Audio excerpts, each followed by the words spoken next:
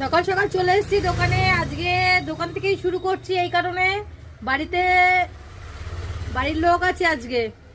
কেন বাড়ির লোকের সকালবেলা ঘুম থেকে উঠে মোবাইলটা যদি হাতে চালু করে দিই বাড়ির লোকের মাথা গরম হয়ে যায়। এই জন্য তাড়াতাড়ি করে বাড়ির থেকে চলে এসেছি দোকানে। দোকানে এসে সবকিছু করলাম। ছেলে চলে এসেছে, ছেলের আসলে অ্যাকচুয়ালি ঘুমটা হচ্ছে না, বেচারা কি করবে, এসেছে ওখানেই শুয়ে আছে বেঞ্চে, কি করবে এখন, ঘুমটা ভালো হয়নি একটুখানি। সবারই মন করে শীতকালে একটু পড়ে পড়ে ঘুমাই, তো কি করা যাবে, কাজটাও শিখতে হবে। তা সকালবেলা থাকুন, সাথেই থাকুন, দেখাচ্ছি কি করা হচ্ছে সারাদিন। আজকে তো কিছু বিশেষ করার নেই, ওয়ান্টিং খাতা অল্প ওয়ান্টিং আছে, দিয়ে দেবো এখন অর্ডারগুলো। সাথে থাকুন, দেখাচ্ছি সারাদিনের কি যুদ্ধ আছে ঝুমার। আজকে মার্কেটে গিয়ে হাতে লেগে গেছে, হাতটা তুলতে পারছি না, খুব ব্যথা। এখন আবার এর জন্য আবার ডাক্তার দেখাতে হবে। একানা আম কিনে দেখুন, নয়না চাকুনি। এবার সাথে থাকুন, দেখুন কি হচ্ছে। বিকেলে দোকানে চলে এসেছি। আজকে অনেকগুলোই অর্ডার আছে, অর্ডারগুলো সব রেডি করবো এখন। মাল মেলানো হয়ে গেছে, এসে সন্ধেবাতি দেওয়া হয়ে গেছে, ছেলেই করে দিয়েছে অনেকটাই কাজ।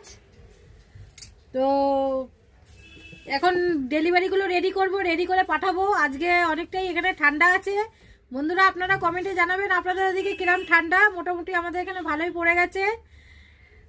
তো তাড়াতাড়ি ঝপঝপ করে করলেও কোনো লাভ নেই, সেই আমাকে 11টার সময় যেতে হবে। ছেলে যেহেতু আছে সাথেই, তো ডেলিভারিগুলো আজ তাড়াতাড়ি হয়ে যাবে। এখন আগের মতন আর 10টা 11টার সময় যাবে না, তাতেই দিয়ে দেবে। চলুন সাথে থাকুন, দেখাচ্ছি কি হচ্ছে বিকেলটা আমার। দেখতে দেখতে রাত হয়ে গেল বন্ধুরা, এখন যাব আমরা বাড়িতে। সমস্ত রেডি হয়ে গেছে, 11টা বাজতেই যাচ্ছে, এবার যাব বাড়িতে। চলুন সাথে থাকুন, আর কিছু বলার নেই। নতুন করে কালকে আবার নতুন ভিডিও নিয়ে আসবো, অবশ্যই সাথে থাকবেন আপনারা। আমার এত খুশি হচ্ছে আমি বোঝাতে পারবো না। আগে ঝুমাকে একজন লোক চিনতো, এখন ঝুমাকে অনেক লোক চিনছে। কালকে গিয়ে আরো লোক চিনতে পারবে, আমার খুব খুশি হচ্ছে। আপনারা সাথে থাকুন, সবকিছু আনন্দটা উপভোগ করছি, যে সেটা ফলো করতে হবে। তো সাথে থাকুন, দেখাচ্ছি। Good night, tata, bye bye. দেখতে দেখতে 11টা বেজে গেল, ডেলিভারি শেষ, ছেলে এখন রেস্টে আছে।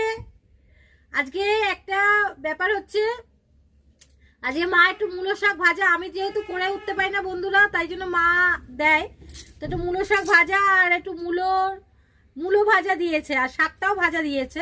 যেহেতু আমি বাড়িতে কিছু করতে পারি না, মা একটু রান্না করে করে দেয়। কাল যেমন কচুর লতি দেবে, তার আগের দিন লাউ দিয়ে মাছের মাথা দিয়ে করেছে বাড়িতে, আবার মা করেছে বাঁধাকপি তরকারি দিয়ে মাছের মাথা। তো কিছু করলে অবশ্যই আমাকে দেয় খেতে একটুখানি। তো আজকে আমার বিকেলবেলা আমি ভেবেছি মূলো ভাজা আর রুটি খাবো। তো ছেলেকে দিলাম, ছেলের ঠিক অতটা পছন্দ হলো না, মূলো ভাজা রুটিও ঠিক খেয়ে উঠলো না।